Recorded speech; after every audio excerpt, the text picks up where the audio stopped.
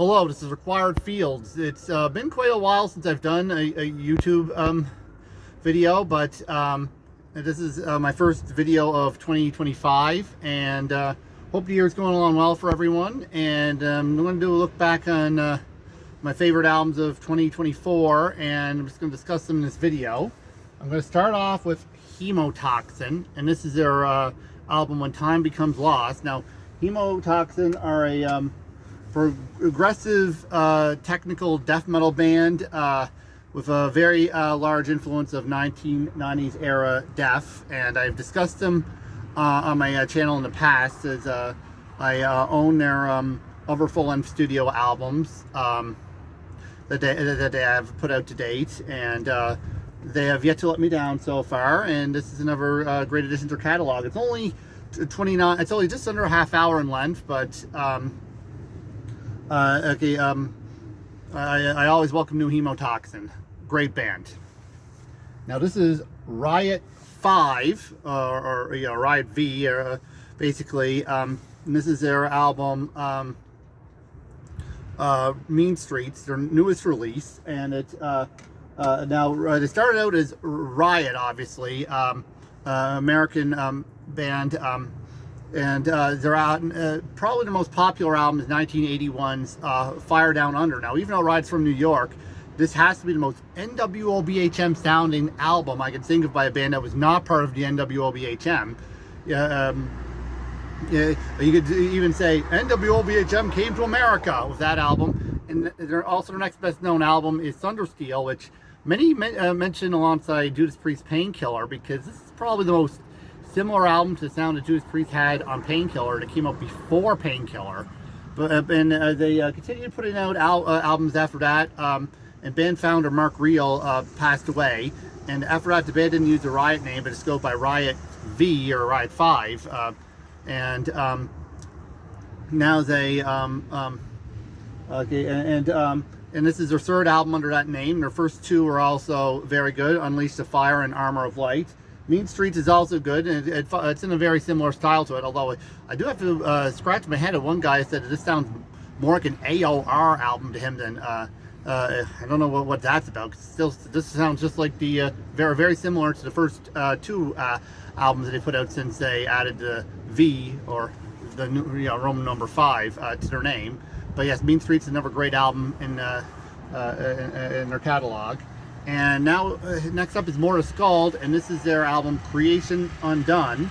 And I've discussed Morta Skuld on my channel in the past, and this is some more great death metal from them. Another album worth checking out. If you like their other albums, you'll like this one. And then we have Crypt Sermon, and this is their most recent release, The Stygian Rose. And Crypt Sermon are a epic doom metal band, but they do have a couple of moments where their pace is picked up, and so it's not all slow all the time. But there's a few moments that bring to mind some slightly slower version of US power metal at times early on. And but yes, this is a really enjoyable release. I think the last couple of tracks, Scrying Orb and the title track, are probably the two best songs on it. And then we have Accuser, and this is their most recent release, Rebirthless. I've discussed Accuser plenty of times on my channel. I own almost everything that they've done to date, and this album is a big step up from the previous album, their self-titled release. And this is another great addition. This is a German thrash metal band. It's that formed back in the 1980s, and they did dissolve for a while, and they did also go under a different name for a little bit before reverting back to Accuser at some point in the 2000s. And Rebirthless is another great addition to the Accuser discography. And then we have Judas Priest with their most recent release, Invincible Shield.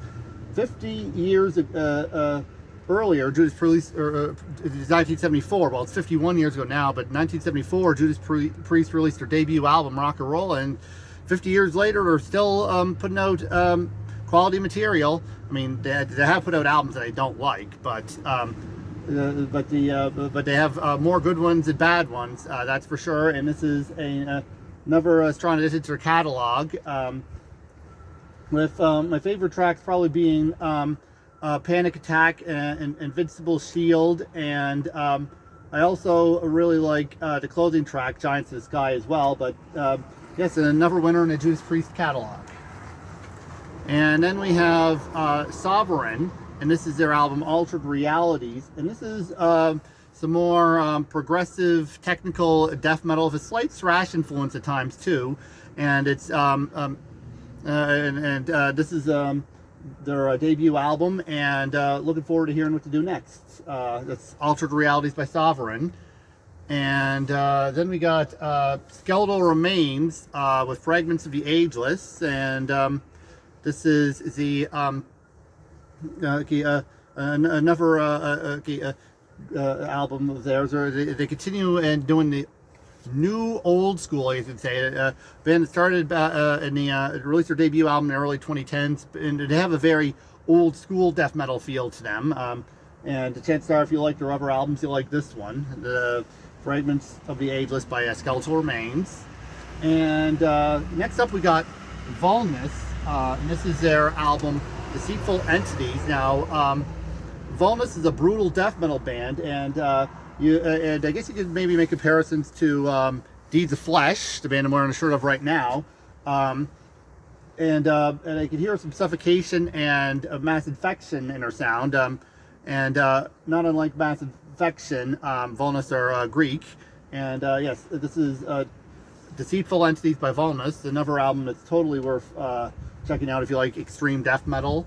And finishing off this video is the French band ADX, and this is their album L'Empire du Crépuscule. I don't know if I'm saying that right, but the band is entirely in French. Well, they say entirely in French. They did do one English-speaking album in the 1990s, but they formed in the 1980s, and they stayed in French their whole career except for one album. And ADX is a pretty aggressive traditional power metal type of sound, and ADX is an aggressive traditional power metal type of sound. They have had some moments where they've dabbled in speed and thrash metal too, but yes, this is a band that's they did this band at one point, if memory serves, but yes, this is but that's ADX of L'Empire du Crépuscule, another album that I enjoyed in 2024.